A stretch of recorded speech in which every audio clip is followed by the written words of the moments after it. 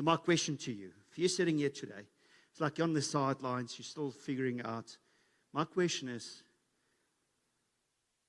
do you see what I see? Can you see what I see?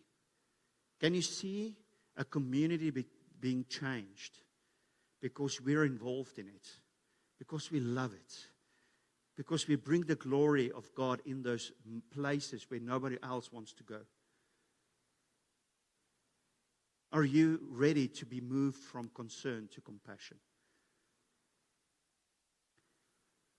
Are you ready to say, Lord, here am I, send me? God spoke to Isaiah and he said, whom should I send as a messenger to this people? God's asking you that. God has given us a vision and a mission. And he's asking us, whom can I send to see this become a reality?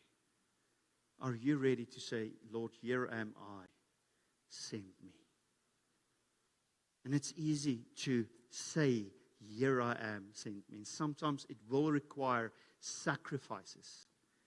But I want to guarantee you, the future in seeing this vision become a reality contains way more joy than a bit of suffering we can experience now by devoting ourselves to seeing this become a reality.